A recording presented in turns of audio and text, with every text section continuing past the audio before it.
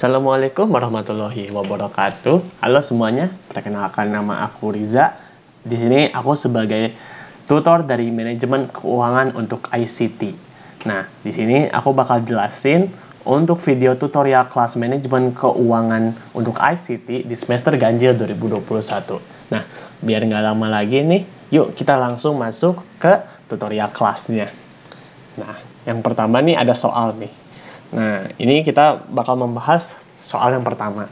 Yang pertama itu ada an investor named Mr. G owns 1,000 shares of YG Entertainment preferred stock, which currently costs $77 per share, and the dividend paid annually is $6.5 per share. Nah, di sini kita mendapatkan info nih. Ada seorang investor bernama Mr. G yang memiliki 1.000 share dari YG Entertainment preferred stock, yang dimana cost-nya itu sebesar $77 per share, dan untuk dividennya itu tuh dibayar per tahun sebesar $6,5 per share-nya. Nah, di sini dari informasi yang kita dapat ini, kita ditugaskan nih di dua soal. Yang pertama, kita tuh harus mencari expected rate of return dari Mr. G. Yang kedua, jika Mr. G menginginkan return sebesar 8%, berapa sih intrinsic value dari returnnya tersebut? Apakah undervalued atau overvalued? Nah, apa sih yang Mr. G harus lakuin setelah kita melakukan analisanya? Nah, biar nggak lama lagi, kita langsung ke pembahasan. Nah, jadi kan kita sudah mendapatkan info, yaitu VPS atau value dari preferred stocknya itu ada 1.000 shares, di mana per share-nya itu tuh cost-nya adalah $77.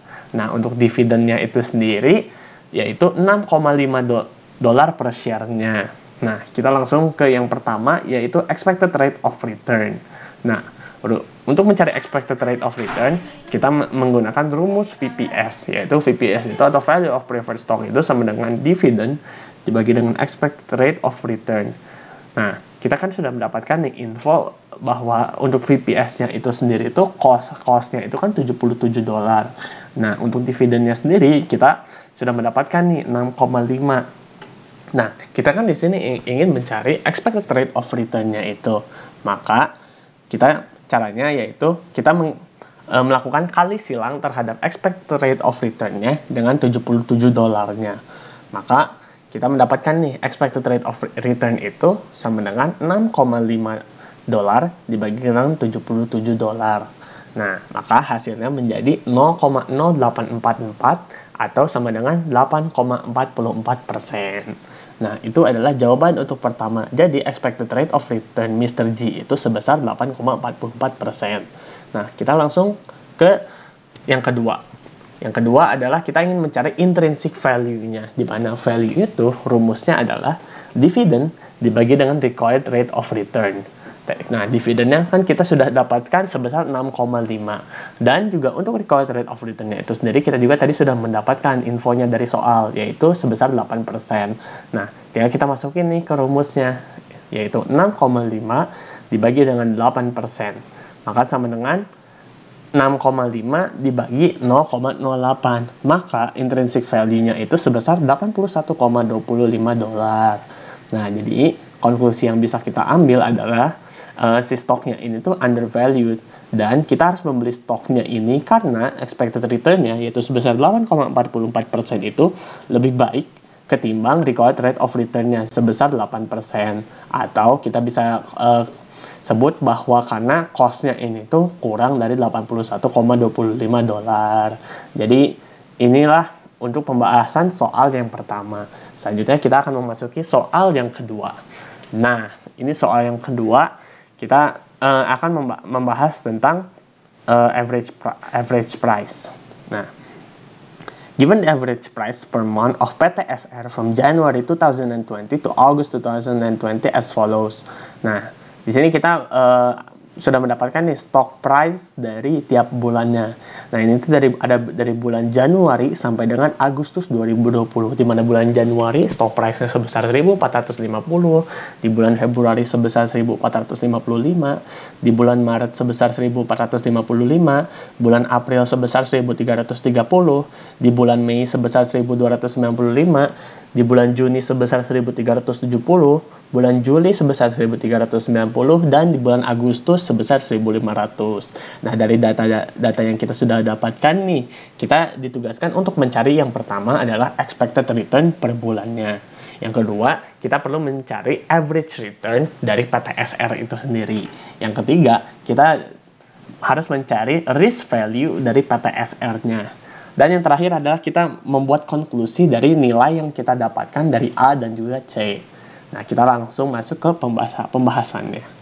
Nah, untuk expected return per month ini ada rumusnya. Rumusnya untuk expected return per month ini adalah, nah ini kita lihat nih contohnya di return on February. Nah, kita ini ingin mencari return di bulan Februari. Maka rumusnya itu adalah harga di bulan Februari dibagi dengan harga di bulan Januari dikurang 1. Atau kita bisa simpulkan bahwa kita itu ketika kita misalkan ingin mencari bulan N, misalkan bulan kesekian, maka rumusnya tinggal masukkan P bulan kesekian dibagi dengan P bulan kesekian dikurangi bulan sebelumnya dikurang 1. Nah, kan kita bisa lihat nih, kita kan ingin mencari return di bulan Februari. Maka pembaginya adalah di harga di bulan sebelumnya, yaitu di bulan Januari. Maka rumusnya itu harga di bulan Februari dibagi dengan harga di bulan Januari dikurangi 1. Nah, kita tinggal masukin angka-angkanya. Tadi kan kita sudah dapatkan untuk data angkanya. Maka harga di bulan Februari itu 1.455 dibagi dengan harga di bulan Januari itu 1.450 dikurangi 1. Maka hasilnya menjadi 0,0034. Nah, untuk rumus ini juga berlaku sampai dengan bulan Agustus. Nah, kita bisa lihat nih di bulan Maret kita masukkan ke rumus yang sama seperti sebelumnya, yaitu harga di bulan Maret dibagi dengan harga di bulan Februari dikurangi 1, maka sama dengan 1.455 dikurangi 1 sama dengan 0. Nah, rumus ini kan tadi aku udah bilang juga berlaku untuk bulan-bulan yang seterusnya sampai dengan bulan Agustus. Maka kita tinggal masukin aja nih angka rumusnya dan juga harga-harganya yang tadi kita sudah dapatkan infonya. Nah, maka kita bisa mendapatkan nih untuk return di bulan April itu sebesar negatif 0,08591. Untuk di bulan Mei kita mendapatkan returnnya sebesar negatif 0,02631. Di bulan Juni kita mendapatkan returnnya sebesar 0,05791. Di bulan Juli kita mendapatkan returnnya sebesar 0,01459. Di bulan Agustus kita mendapatkan returnnya sebesar 0,07513. Nah, setelah kita mendapatkan semua return per bulannya, baru kita jumlahkan keseluruhannya, atau kita bisa sebut sebagai sigma R atau keseluruhan dari returnnya. Makanya kita jumlahkan dari bulan Februari sama dengan bulan Agustus. Maka sigma R sama dengan 0,0034 ditambah 0 dikurangi 0,08591 dikurangi 0,02631 ditambah 0,05791 ditambah 0,01459 ditambah 0,07913. Maka hasilnya sama dengan 0,04281. Nah, inilah untuk jawaban yang pertama. Nah, tadi yang kedua, kita itu perlu mencari average return dari PTSR. Nah, average return itu rumusnya adalah sigma R atau keseluruhan dari returnnya itu dibagi dengan N. Tadi kan kita sudah mendapatkan nih untuk sigma R-nya itu tuh sebesar 0,04281. Nah, untuk N-nya sendiri kan dari bulan Februari sampai dengan Agustus itu kan 7 bulan. Maka N-nya sama dengan 7. Maka kita tinggal bagi 0,04281 dibagi dengan 7, maka hasilnya sama dengan 0,00611. Nah, inilah average return dari PTSR. Nah, selanjutnya kita lanjut ke tugas yang selanjutnya. Tugas yang selanjutnya kita perlu mencari risk value dari PTSR. Nah, sebelum kita menghitung risk value-nya atau nilai dari resikonya itu sendiri, kita perlu menghitung return per bulannya dikurangi dengan average return-nya. Nah, tadi kan kita sudah mendapatkan nih return per bulannya itu tuh dari expected return per month-nya. Nah, juga kita sudah mendapatkan average return-nya itu sebesar 0,00611. Maka kita tinggal masukin aja nih data-datanya, yaitu Mulai dari bulan Februari itu ada 0,0034, yaitu return di bulan Februarinya itu dikurangi dengan average returnnya, yaitu 0,00611. Maka hasilnya sama dengan negatif 0,00271. Di bulan Maret juga tadi kita sudah mendapatkan return di bulan Maret itu sebesar 0, dikurangi dengan average returnnya yaitu sebesar 0,00611. Maka hasilnya sama dengan negatif 0,00611. Nah, rumus ini juga berlaku sampai dengan bulan Agustus. Maka kita akan mendapatkan hasil-hasilnya nih. Di bulan April kita bisa lihat kita mendapatkan hasilnya sebesar negatif 0,09202. Di bulan Mei kita mendapatkan hasilnya sebesar negatif 0,03242. Di bulan Juni kita mendapatkan hasilnya 0,0518. Bulan Juli kita mendapatkan hasilnya 0,00848. Dan di bulan Agustus kita mendapatkan hasilnya sebesar 0,07302. Nah, setelah kita mendapatkan nilai dari return dikurangi average returnnya ini, hasilnya ini kita perlu kuadratkan.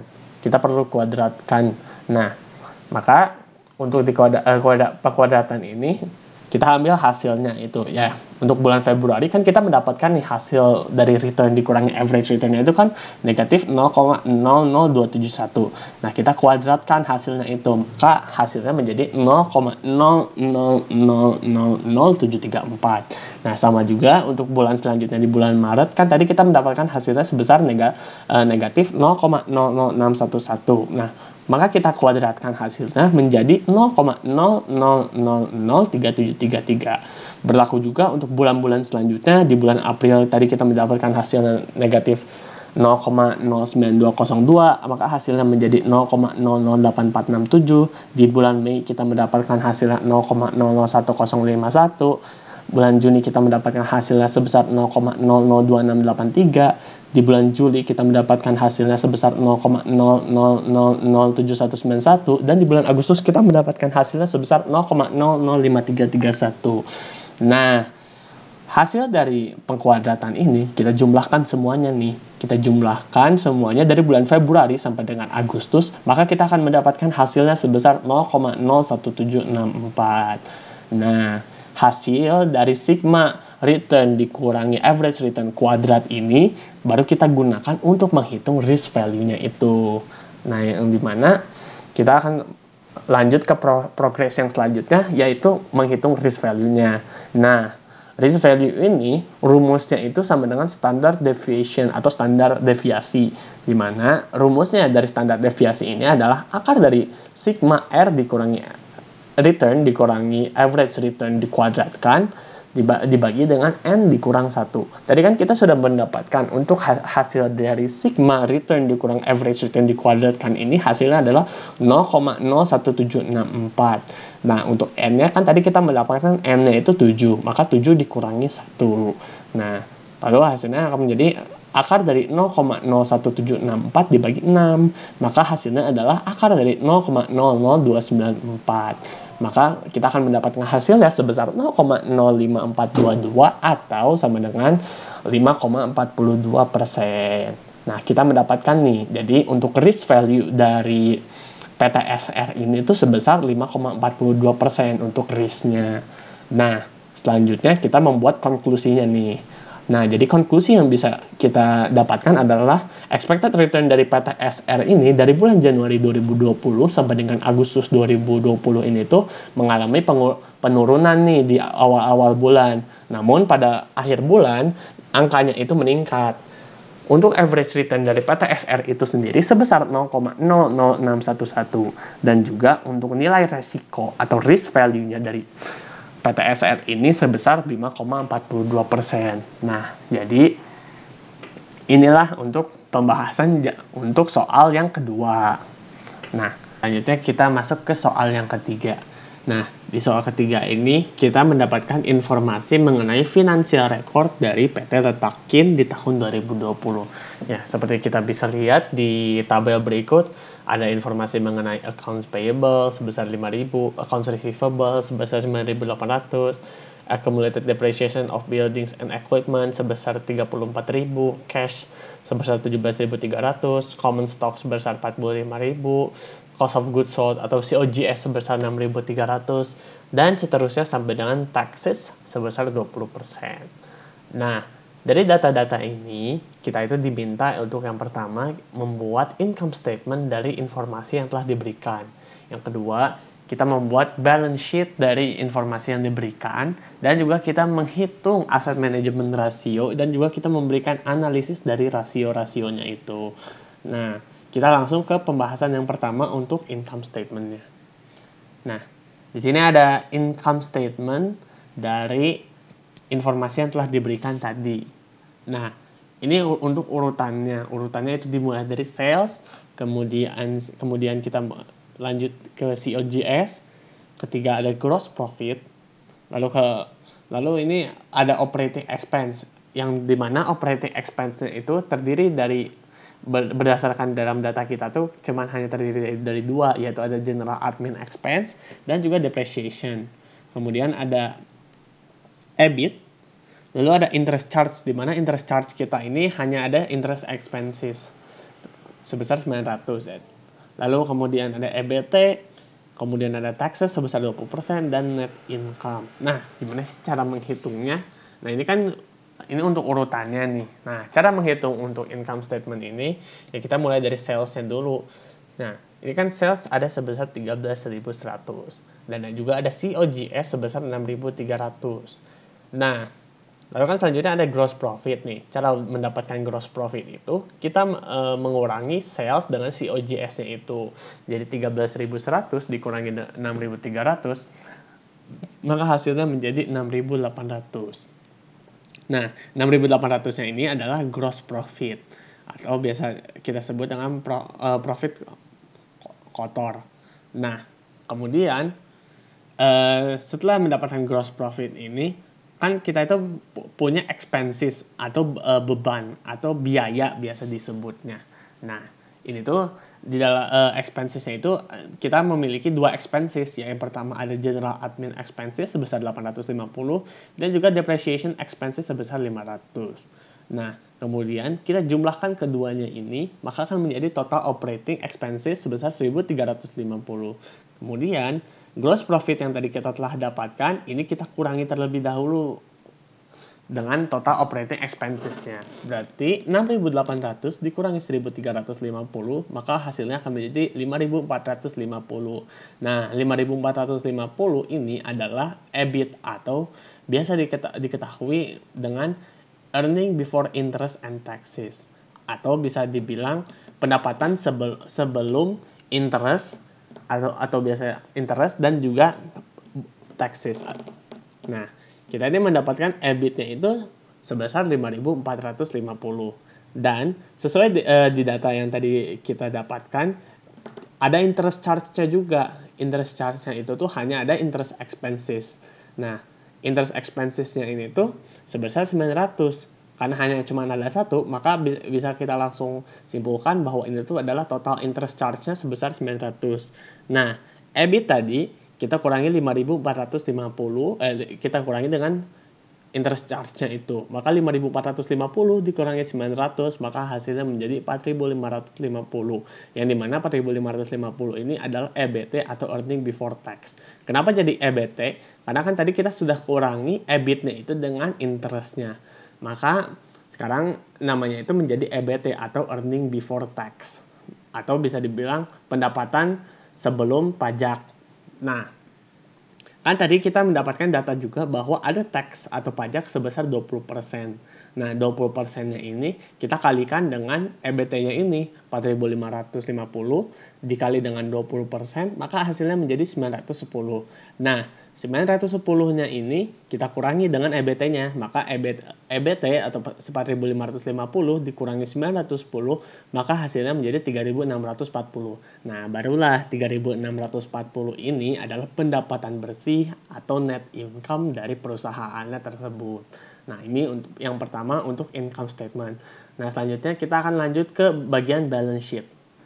Nah, di balance sheet itu terdiri dari dua. Ya, yang pertama adalah aset atau harta, dan yang kedua ada liabilities dan equity atau biasa kita ketahui kewajiban dan modal.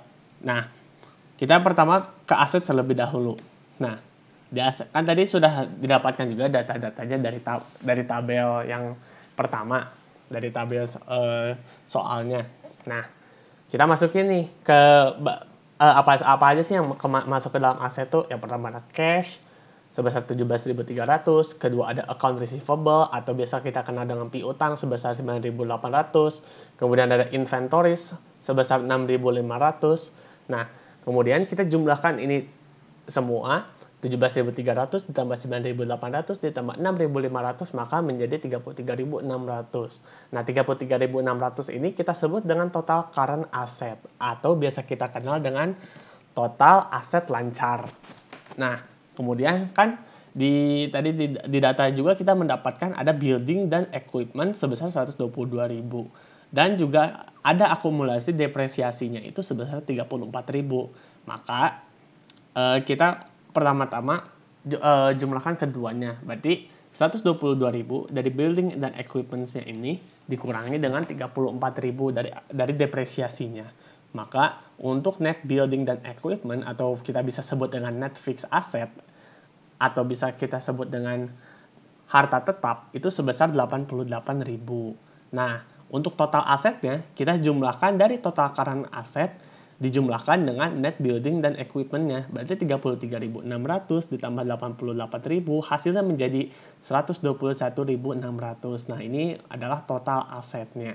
Kemudian kita lanjut ke bagian liabilities dan equity. Nah, kita masukkan sesuai dengan data-data yang tadi kita peroleh. Yang pertama ada account payable atau utang sebesar 5.000. Kemudian ada notes payable sebesar 600. Nah, kemudian kita jumlahkan keduanya, 5.000 ditambah 600, hasilnya menjadi 5.600. 5.600 ini kita sebut dengan total current liabilities. Nah, kemudian kita juga mendapatkan melalui tabel yang kita pertama lihat, ada long term debt-nya juga sebesar 55.000.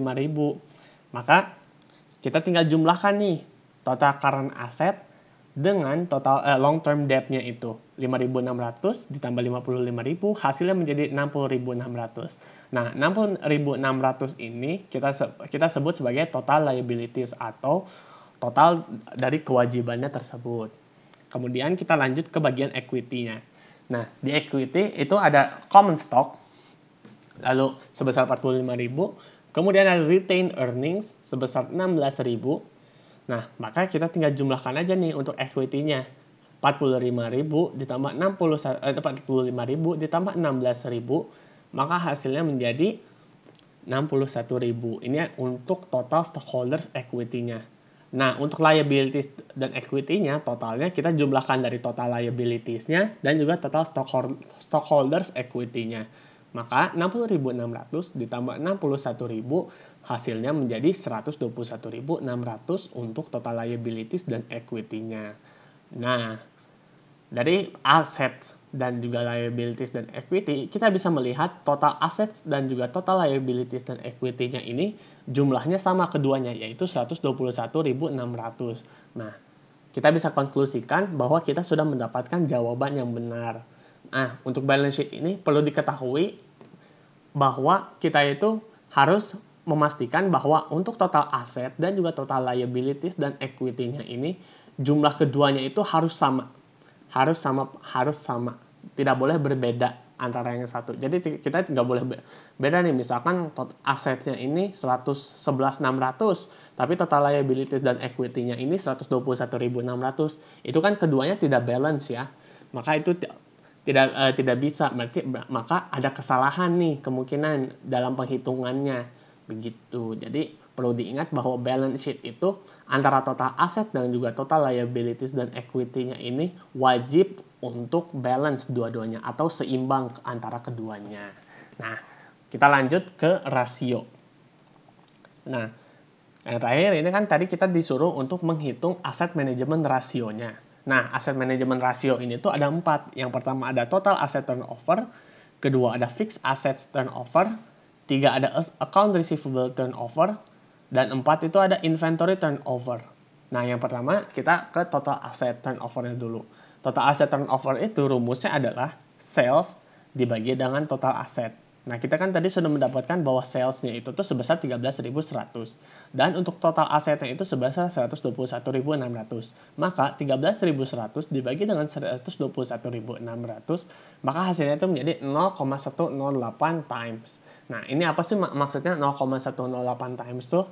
It means that the company will generate 0.108 dollar revenue for one total asset. Nah, itulah untuk total asset turnover. Yang kedua, ada fixed asset turnover, di mana rumusnya ini adalah sales dibagi dengan net fixed asset.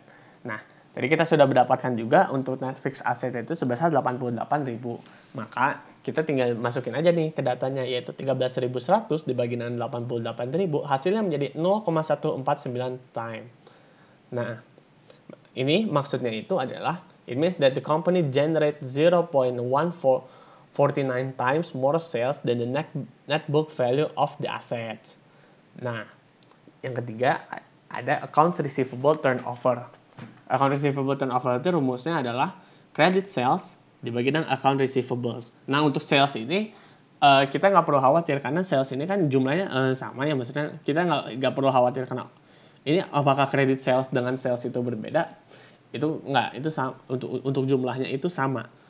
Nah, kita kan tadi udah mengetahui juga untuk salesnya itu kan 13.100 dan untuk account receivable-nya itu sebesar 9.800. Kita tinggal bagi aja nih keduanya, 13.100 dibagi dengan 9.800 maka sama dengan 1,337 times per year. Nah, ini tuh maksudnya apa sih? Maksudnya jadi gini, it means that the company able to turn over their accounts receivable 1.337 times per year. Maksudnya itu, jadi si perusahaannya ini mampu untuk mendapatkan piutang dari customer-nya itu, maksudnya jadi si customer-nya itu tuh mampu untuk membayar utang kepada si company-nya itu tuh sebesar 1,337 times per year-nya. Dan yang terakhir ada inventory turnover. Inventory turnover itu rumusnya COGS dibagi dengan inventory. Maka hasilnya itu sama dengan kan tadi kita sudah mendapatkan COGS sebesar 6.300 dan inventory-nya itu sebesar 6.500. Maka kita tinggal masukin aja nih 6.300 dibagi dengan 6.500 maka sama dengan 0,969 times per year. It means that the company able to turn over their inventory 0.969 times per year. Ini tuh maksudnya adalah jadi si perusahaannya ini tuh mampu untuk menjual seluruh persediaannya itu tuh 0,969 times per year. Jadi gitu. Nah, inilah untuk asset management ratio serta juga ini akhir dari pembahasan jawaban untuk soal yang ketiga. Nah, selanjutnya kita akan lanjut ke soal yang keempat. Oke, kita mulai untuk soal yang keempat. Nah, di soal keempat ini ada a leading furnishing company issued stock shares to raise money for their new product development. Its profit growth in the first, second, and third year expected to be respectively 5%, 6%, and 7% annually. After that, it will grow at a constant rate of 8%. The last dividend paid was 1,000 rupiah per share. Calculate the intrinsic value of the stock if the required rate of return is 10%. Nah, kita mendapatkan nih, jadi ada sebuah furnishing company itu issued stock share untuk raise money untuk pengembangan produk baru mereka. Nah, profit growth dari tahun pertama, kedua, dan ketiga itu secara berurutan itu sebesar 5%, 6%, dan 7% per tahunnya. Nah, setelah itu dia akan berkembang dalam rate yang konstan sebesar 8%. Nah, the last dividend paid atau dividen terakhir dibayar itu sebesar Rp1.000 per share-nya. Nah, kita ini ditugaskan untuk menghitung intrinsic value dari stok tersebut jika required rate of return-nya itu sebesar 10%. Nah, setelah kita mendapatkan data-data ini, kita langsung ke pembahasan soalnya. Nah, kan tadi kita sudah mendapatkan info bahwa untuk growth 1 itu sebesar 5%, growth 2 itu sebesar 6%, growth ketiga itu sebesar 7%. Nah, setelah tahun ketiga, maka untuk growth 4 sampai seterusnya itu, dia akan meningkat secara konstan sebesar 8%. Nah, untuk D0-nya tadi kita dapatkan sebesar 1000 dan untuk required rate of return-nya atau K-nya itu sebesar 10%. Nah, langsung kita ke pembahasan untuk jawabannya. Nah, kita ini masuk ke first stage-nya dulu. Nah, kita di sini perlu menghitung untuk D1.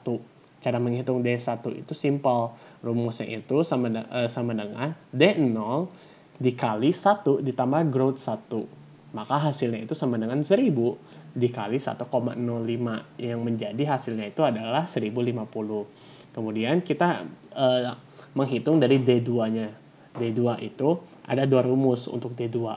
Yang pertama bisa menggunakan rumus yang tertera yaitu D0 dikali 1 ditambah G1 dikali 1 ditambah G2, atau kita bisa menghitung langsung yaitu dengan cara D1 dikali 1 ditambah G2. Nah, kita ini menggunakan cara yang pertama. Cara yang pertama yaitu makanya hasilnya yaitu 1000 dikali 1,05 dikali 1,06. Maka hasilnya itu menjadi 1113. Kemudian kita menghitung untuk D3-nya. Nah, D3-nya ini kita menggunakan cara yang sama seperti sebelumnya, yaitu D0 dikali 1 ditambah G1 dikali 1 ditambah G2 dikali 1 ditambah G3, atau simpelnya kita bisa menggunakan cara yang kedua, yaitu untuk menghitung D3 itu tinggal rumusnya menghitung D2 dikali 1 ditambah growth 3. Nah, kita menggunakan rumus yang pertama, yaitu jadi 1000 dikali 1,05 dikali 1,06 dikali 1,07, maka hasilnya itu menjadi 1190,91. Nah, setelah kita mendapatkan D1, D2, dan D3-nya, kita kemudian menghitung V1 atau value satunya itu. Nah, menghitung V1 ini tuh kita menggunakan rumus yaitu D1 dibagi dengan 1 ditambah K ditambah D2 dibagi dengan 1 ditambah K pangkat 2 ditambah D3 dibagi 1 ditambah K pangkat 3. Nah, kenapa sih kita gak memasukkan D4-nya? Kenapa sih kita gak menghitung D4-nya dalam V1 ini? Karena untuk D4 ini kan sudah disebutkan bahwa untuk growth 4 sampai dengan seterusnya itu dia secara konstan itu 8% peningkatannya. Nah, sementara untuk di growth 1, growth 2, growth 3 itu dia kan menambah dari 5%, 6% ke 7%. Itu untuk penambahannya itu tidak secara konstan untuk rate-nya. Maka untuk menghitung V1 ini kita hanya menghitung dari D1-nya, D2-nya, dan D3-nya. Nah, dan juga perlu catatan juga untuk pembagi 1 plus K pangkat N-nya ini tuh menyesuaikan dengan D-nya. Atau misalkan contoh untuk yang D2 tuh kita bisa lihat D2 itu kan dibaginya dengan 1 plus K pangkat 2. Dan untuk D3 kita bisa melihat itu D3 dibagi 1 plus K pangkat 3. Nah, makanya kita langsung masukkan angka-angkanya. Nah, itu jadi kita masukkan yaitu 1050 dibagi dengan 1,1, di mana kan 1 atau 1 ditambah 0,1. Nah, terus ditambah 1113 dibagi dengan 1,1 pangkat 2, dan akhirnya yaitu 1190,91 dibagi 1,1 pangkat 3. Nah, hasilnya ini menjadi 954,54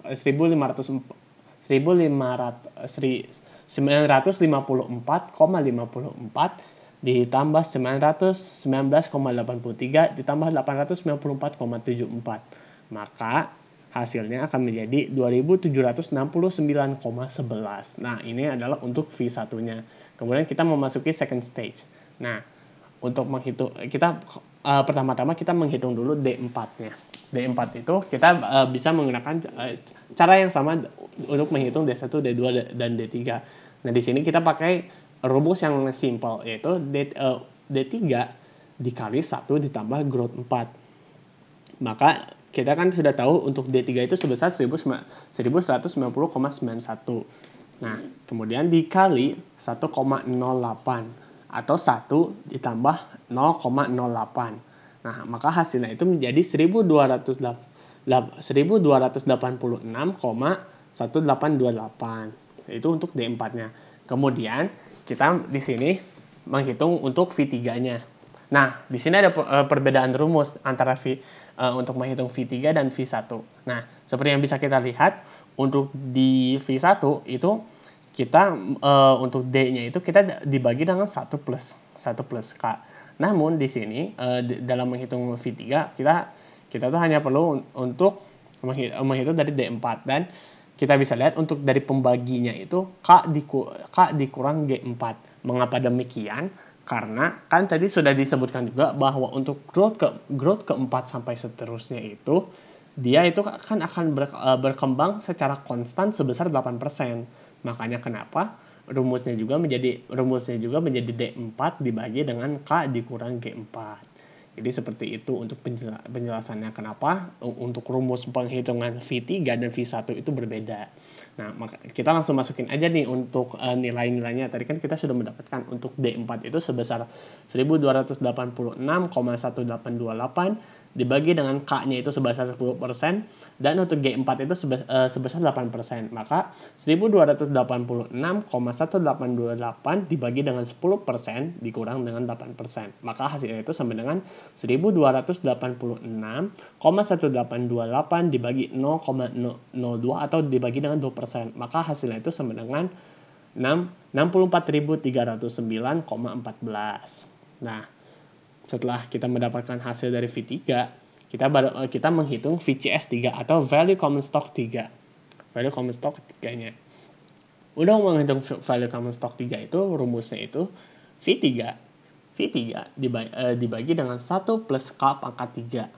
Nah, tadi kita sudah mendapatkan untuk V3-nya itu kan 64.309,14 dibagi dengan 1 plus K-nya itu tadi 10% atau 0,1 pangkat 3. Maka kita tinggal masukkan aja nih, 64.309,14 dibagi dengan 1,1 pangkat 3 atau 64.309,14 dibagi dengan 1.331, maka hasilnya akan menjadi 48.316,408.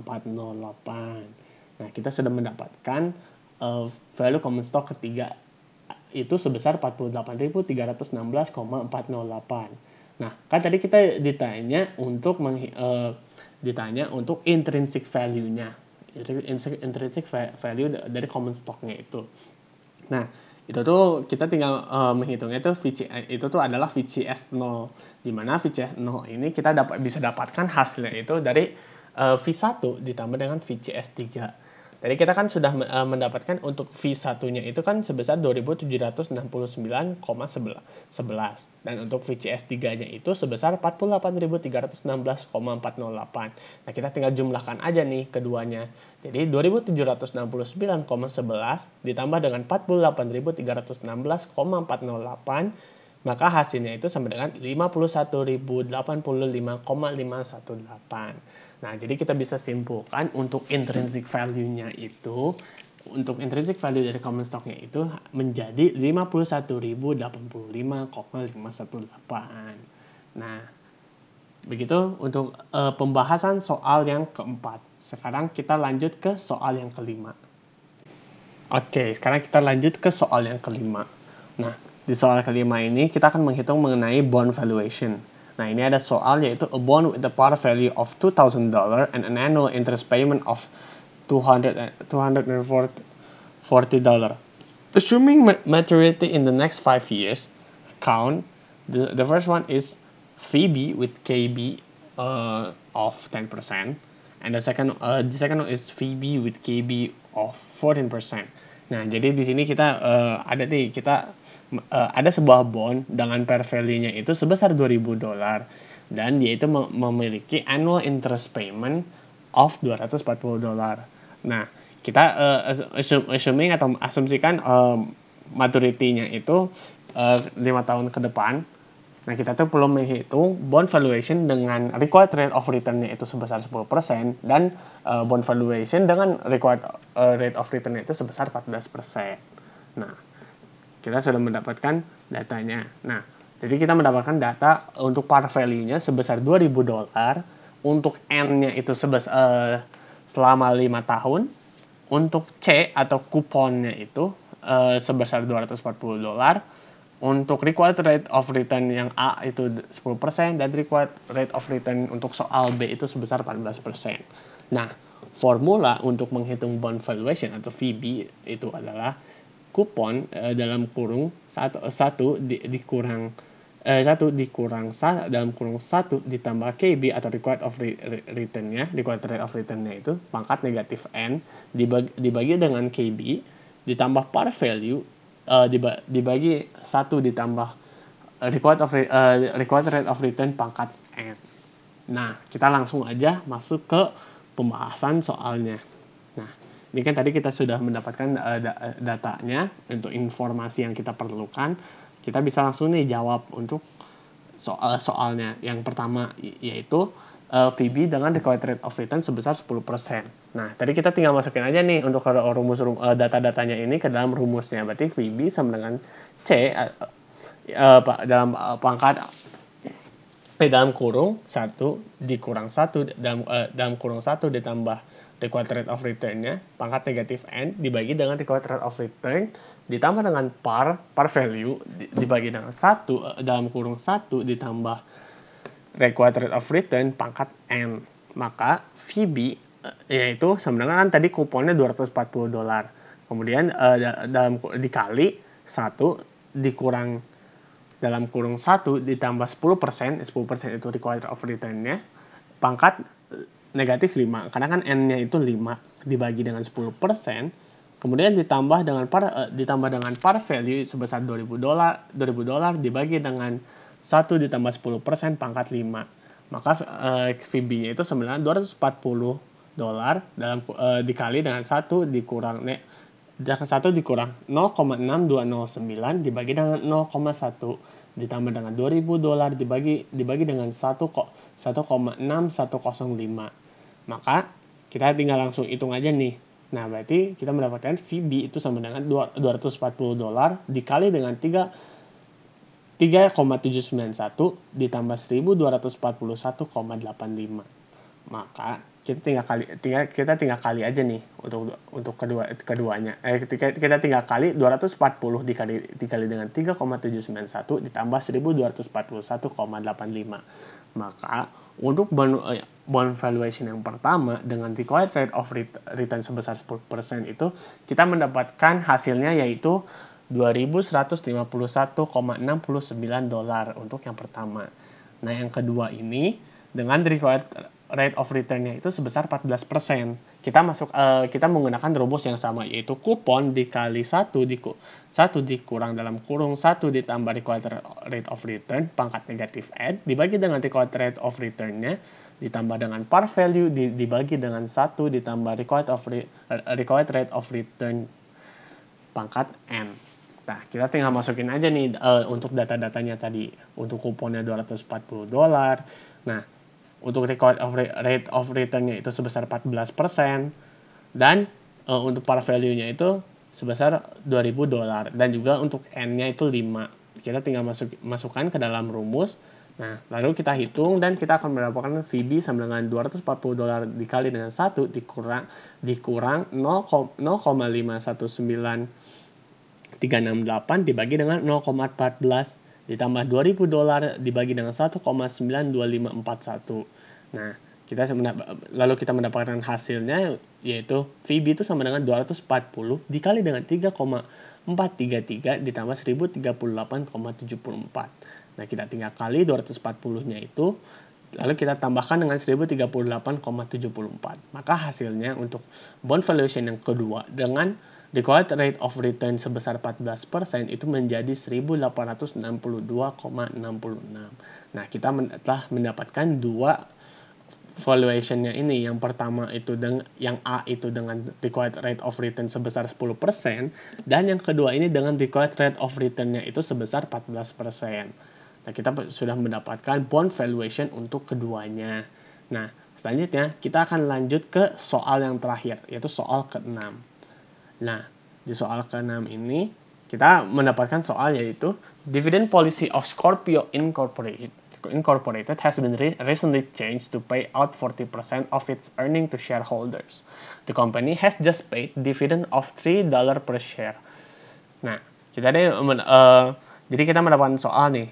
Jadi polisi kebijakan dividen dari Scorpio Incorporated itu baru saja berubah menjadi 40% dari earning kepada shareholder-nya. Nah, company-nya ini, ada perusahaannya ini baru saja membayar dividen sebesar $3 per share-nya. Nah, dari data yang kita dapatkan, kita ini perlu menghitung yang pertama, grow rate of dividends-nya itu jika return on equity-nya itu sebesar 12%.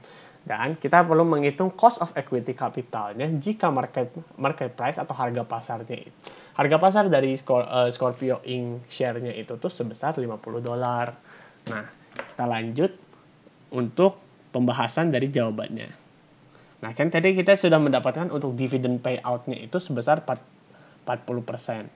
Nah, lalu kita mendapatkan dividen sebesar $3.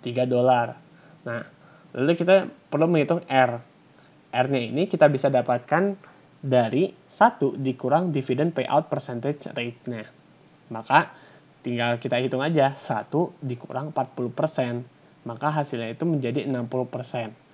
Nah, pertanyaan yang pertama itu, berapa growth-nya jika ROE-nya sebesar 12%? Nah, kita langsung aja nih untuk jawabannya.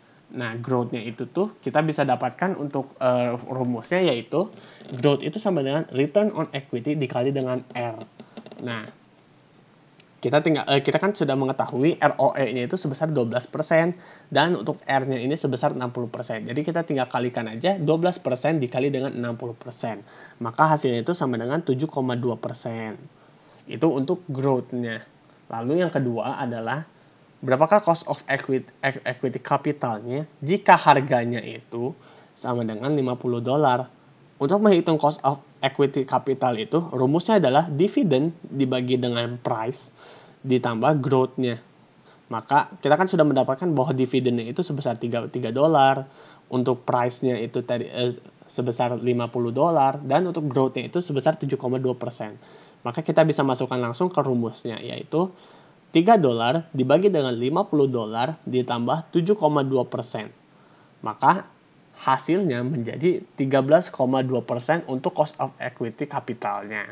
Nah, jadi kita bisa simpulkan untuk dua jawaban ini, jadi kita mendapatkan untuk growth-nya ini sebesar 7,2%. Dan cost of equity capitalnya itu sebesar 13,2%. Nah, itu sekian untuk pembahasan jawaban soal ke-6. Nah, dan juga sekaligus menutup tutor manajemen keuangan untuk ICT.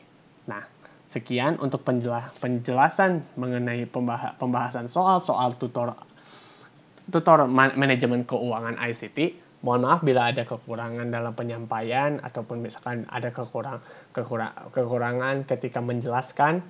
Semoga video ini bermanfaat untuk kalian semua. Wassalamualaikum warahmatullahi wabarakatuh.